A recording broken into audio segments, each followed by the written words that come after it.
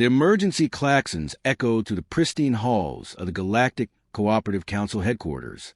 Council leader Mordeth rushed toward the communication chamber, his blue-scale feet clicking rapidly against the polished floor. In 3,000 years of galactic peace, these alarms had never sounded with such urgency. The massive view screen flickered to life, showing the battle-scarred face of Commander Veltar, his usually proud Zephyrian features twisted with desperation. Behind him, sparks flew from damaged control panels while his crew worked frantically at their stations. "Council leader, we need immediate assistance," Veltar gasped, his voice barely audible over the sound of his dying ship. "The Devourers have broken through our outer defenses. Our entire fleet is being systematically destroyed." The words hit the council chamber like a physical blow. The Zephyrians possess the most advanced military technology in known space. Their ships could punch holes through small moons. Their shields would withstand direct hits from stellar bombardment weapons. If they were falling, what hope did anyone else have? "How many ships do you have left?" Admiral Kethmos demanded, leaning forward in his seat. 17 out of 200, Veltar replied, his voice cracking. "These creatures, they adapt to everything we throw at them. Our quantum torpedoes work for exactly one engagement before they develop countermeasures. Our plasma cannons are useless now. They learn faster than we can innovate." The view screen suddenly shook violently. Through the static, the council could see massive shapes moving past Veltar's bridge windows. The Devourer ships looked like floating mountains of twisted metal and crystal, pulsing with an alien intelligence that seemed to mock every principle of galactic engineering. "They're not just destroying our ships," Veltar continued, his voice growing weaker. "They're consuming entire planets. The agricultural world of Kepler, 442b, was stripped to its core in less than 6 hours. 70 million Zephyrians lived there yesterday. Now there's nothing but an empty husk of rock floating in space." Council leader Mordeth felt his stomach turn. The Zephyrians weren't just the galaxy's strongest military force. They were also its most numerous species. If 70 million of them could be wiped out in a single day, no world was safe. "We're launching escape pod with all our tactical data," Veltar said, working desperately at his damaged controls. "Maybe someone can find a weakness we missed. The coordinates for their main fleet are included. They're heading toward the inner systems next. You have maybe 10 days before they reach the core worlds."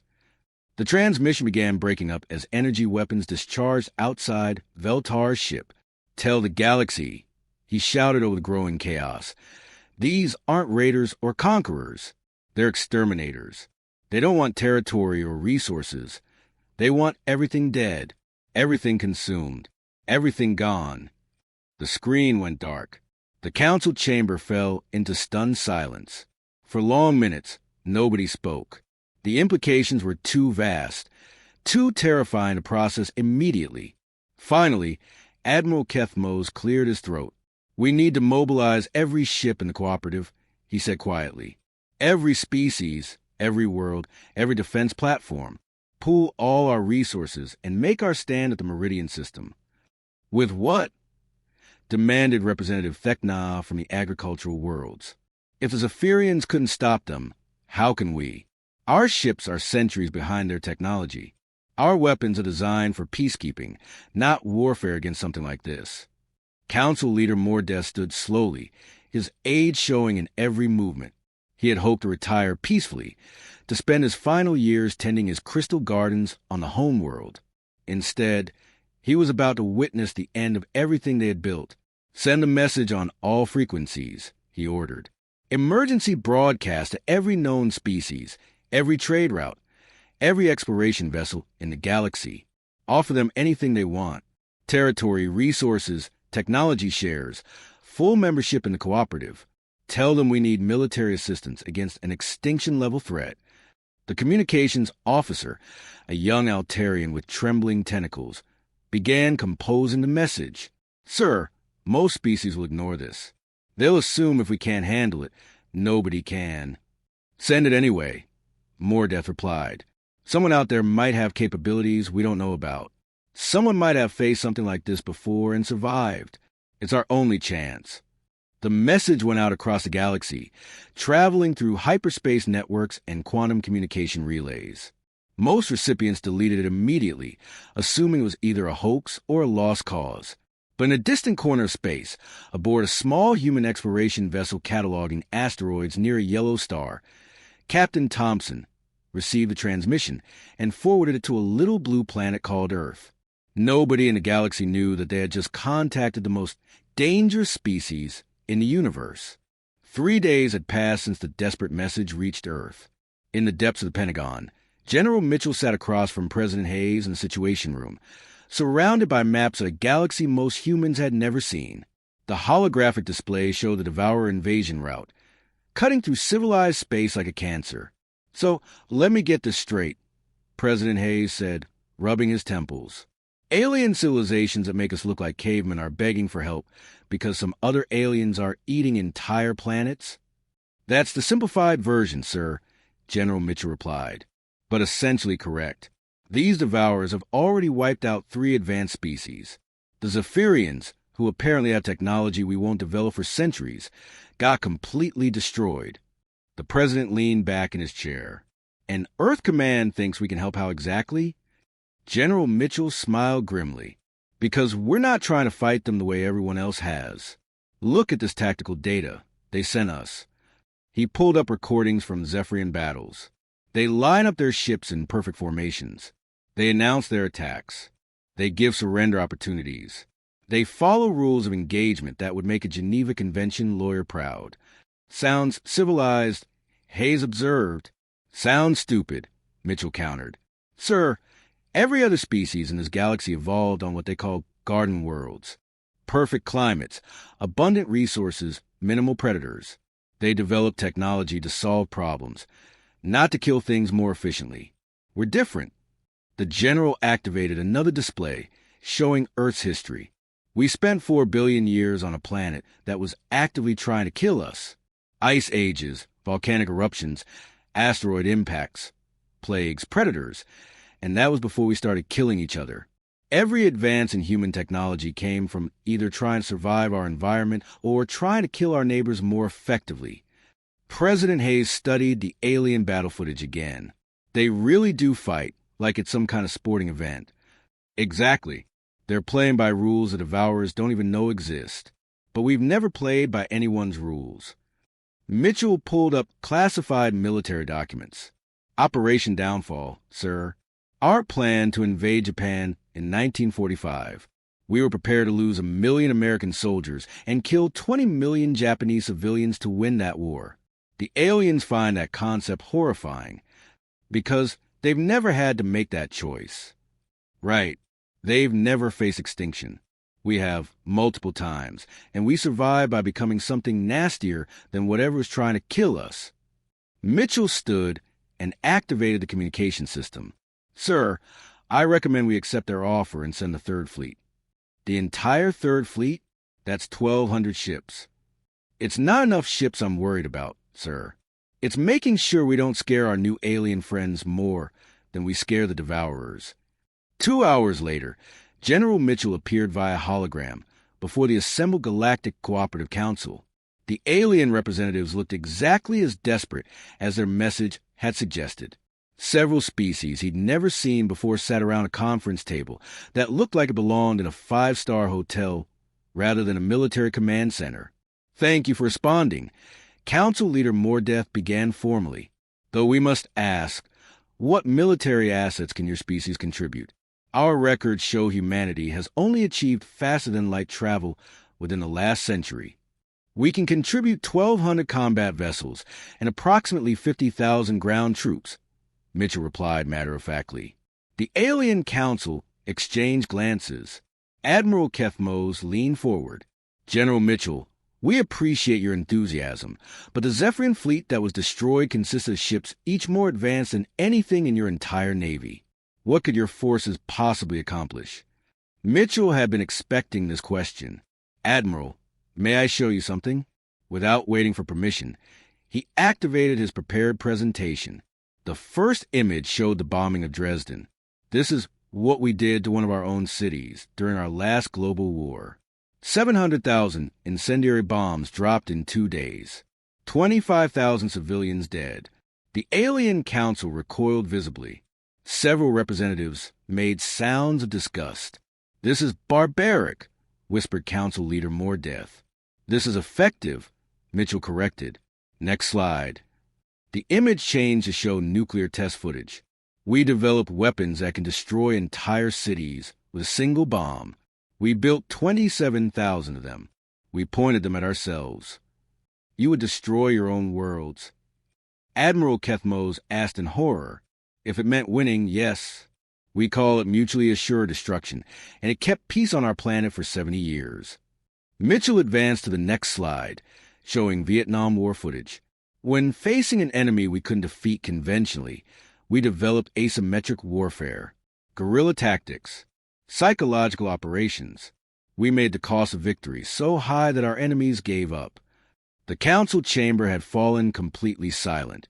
"Your species fights with honor," Mitchell continued. "You follow rules of engagement. You show mercy to defeated enemies.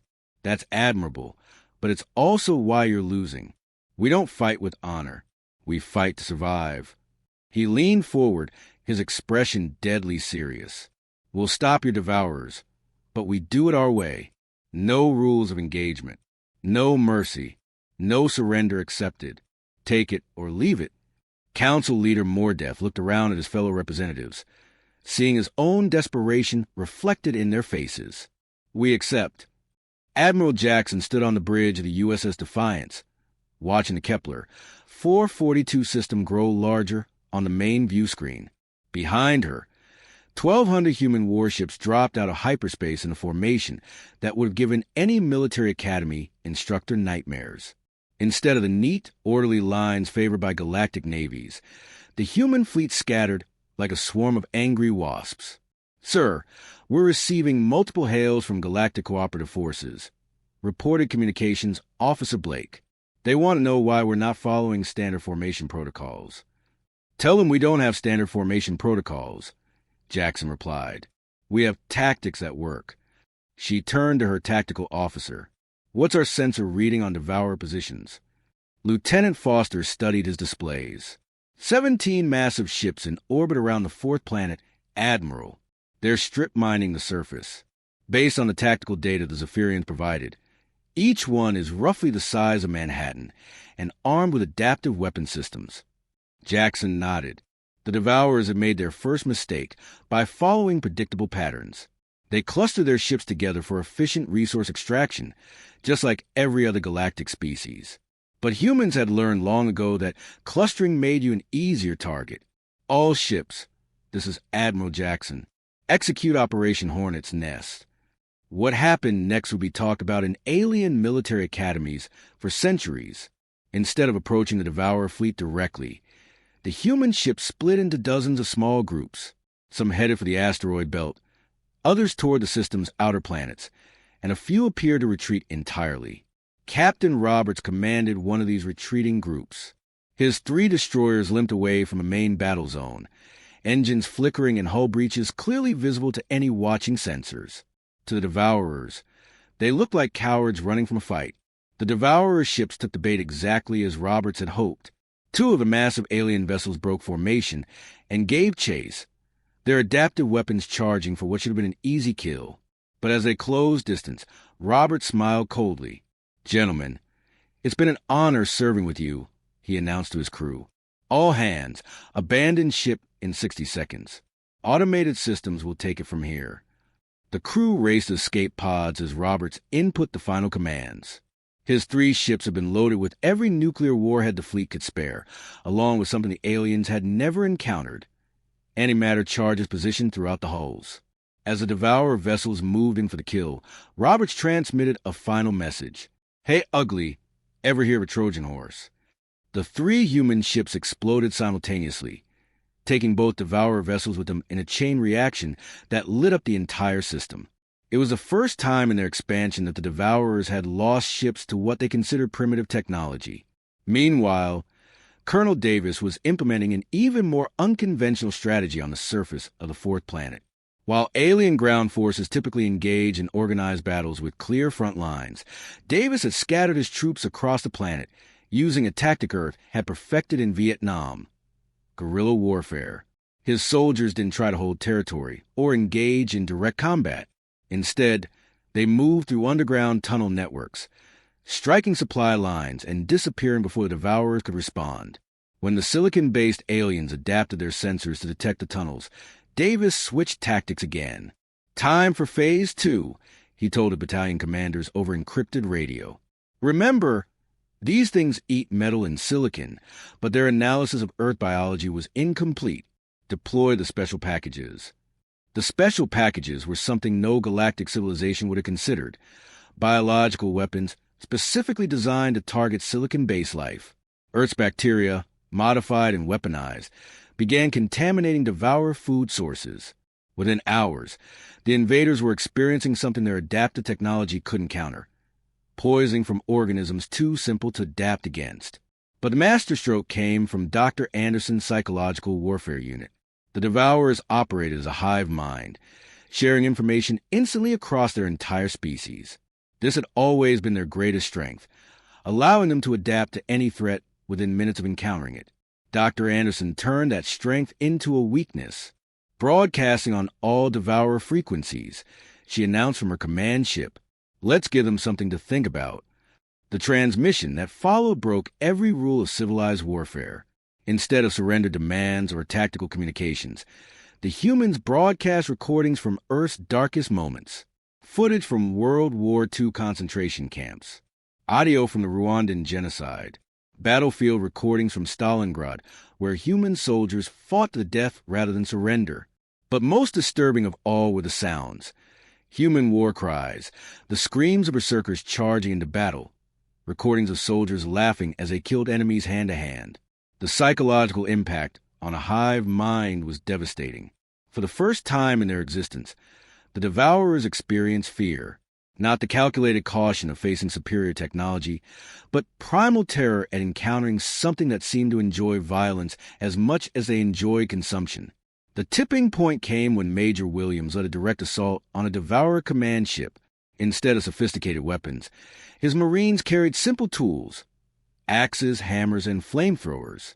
They carved their way through the alien vessel like ancient warriors, refusing to retreat even when wounded. As Williams planted charges in the ship's core, he broadcast one final message that would echo through Devourer consciousness: "We're not just fighting you, we're hunting you, and we're very, very good at it." The explosion that followed marked the moment when the galaxy's apex predators realized they were no longer at the top of the food chain. The Devourer hive mind had never experienced chaos before. For millions of years, their collective consciousness had operated with perfect efficiency, sharing knowledge instantaneously across their entire species. Every encounter with other life forms had followed the same pattern: analyze, adapt, consume, move on. But now, something was wrong. Deep within their command vessel, the central processing nodes flickered with confusion. The data they were receiving from their encounters with humans made no sense. These creatures seemed to ignore every logical rule of survival, throwing away perfectly functional equipment to use primitive weapons. They sacrificed their own lives not for territory or resources, but apparently for the simple satisfaction of causing damage. Dr. Anderson monitored the psychological warfare broadcast from her command ship, watching the effect ripple through Devourer communications. Her team had spent weeks analyzing the alien hive mind structure, looking for weaknesses that conventional weapons couldn't exploit.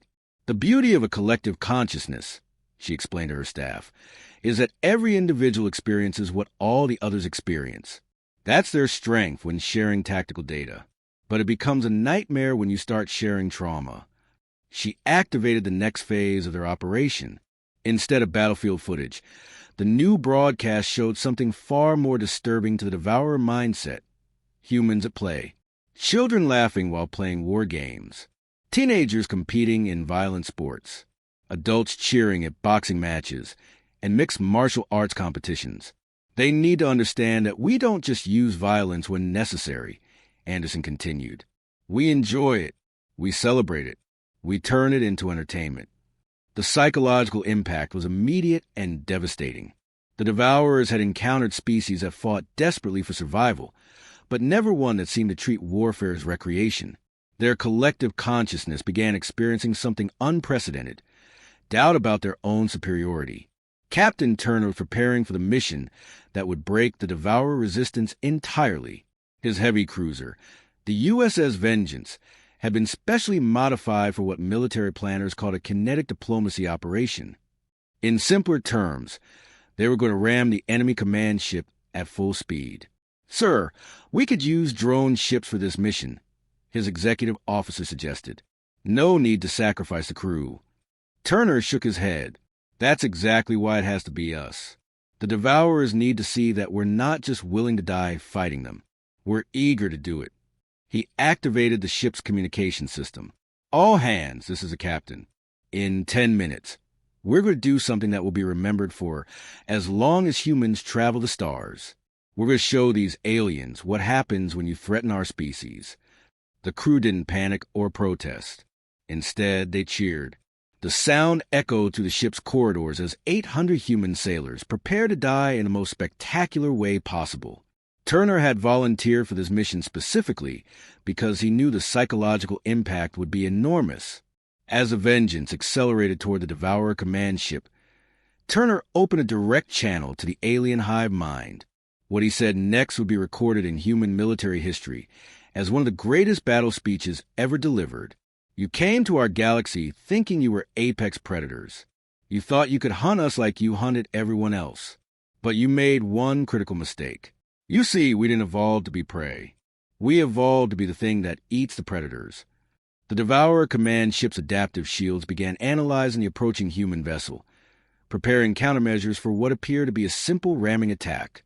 But Turner had one more surprise.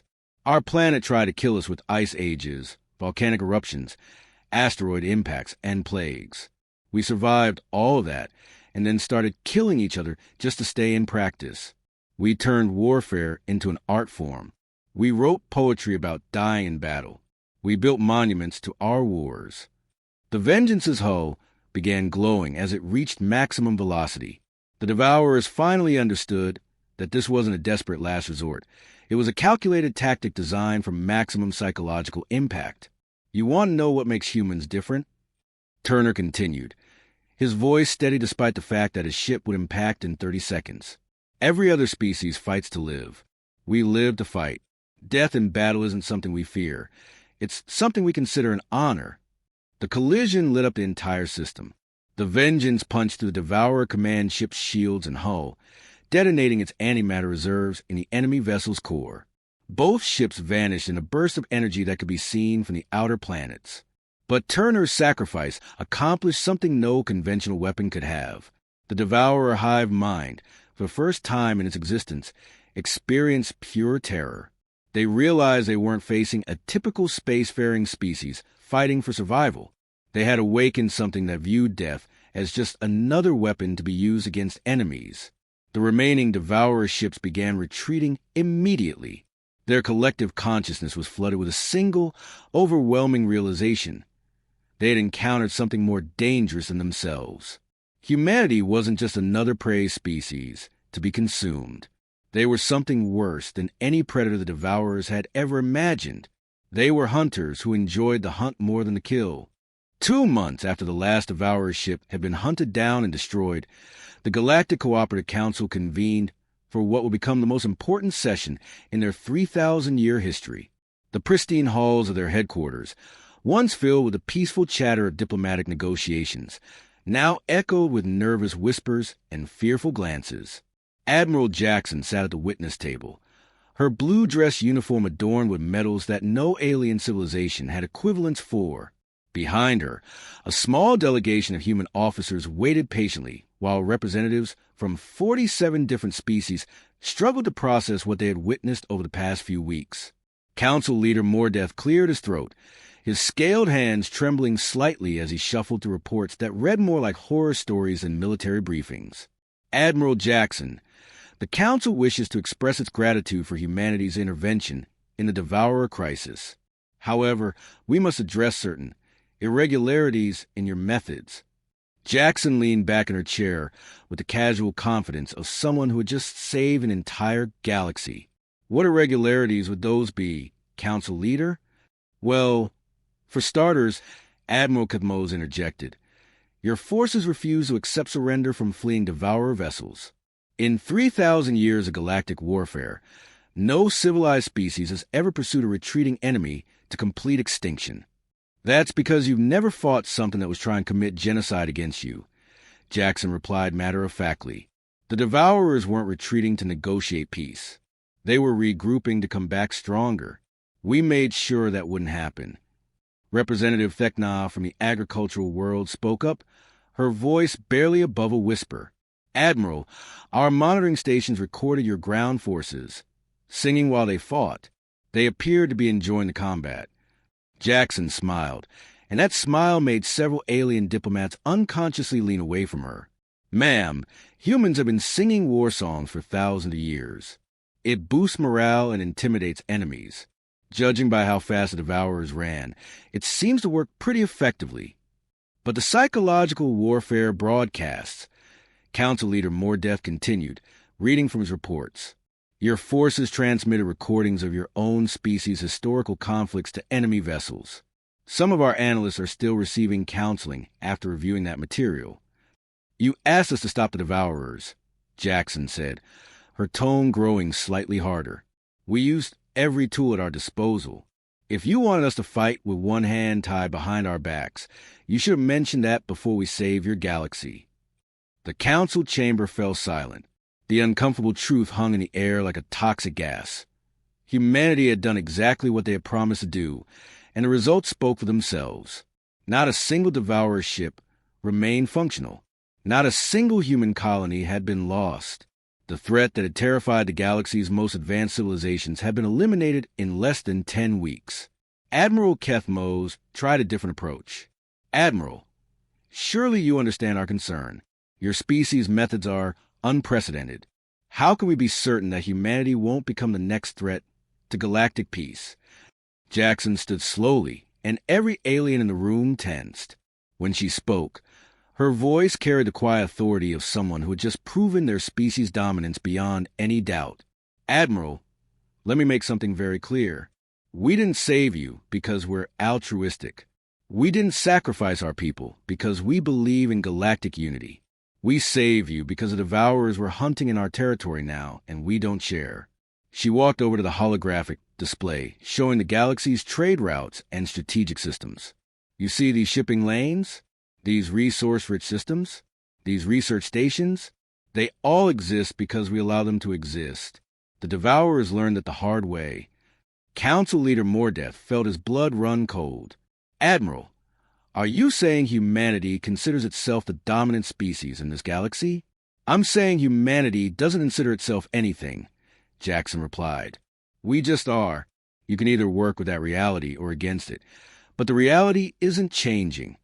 The award ceremony that followed was one of the most awkward events in galactic history.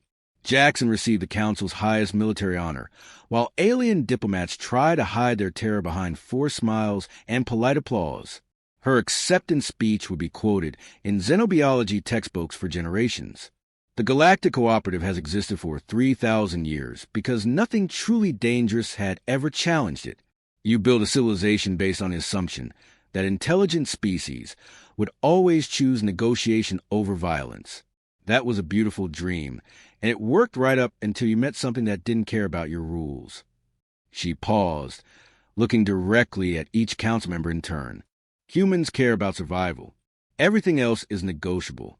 As the human fleet prepared to depart, they left behind more than just grateful allies. Monitoring stations appeared in every major system, staffed by human personnel who insisted they were merely embassy guards. Advanced communication networks connected these outposts directly to Earth, creating what looked suspiciously like a military command structure spanning the entire galaxy. When Representative Thekna quietly asked if these installations were defensive in nature, Colonel Peterson, the new human liaison to the Council, gave her the most honest answer she'd ever heard from a diplomat. Ma'am, everything humans build is defensive. We just define our territory a bit more broadly than most species. The galaxy had been saved, but as the days passed, alien civilizations began to realize they hadn't been liberated. They'd been conquered by the most polite and efficient predators in the universe, who had convinced everyone involved that it was all for their own good.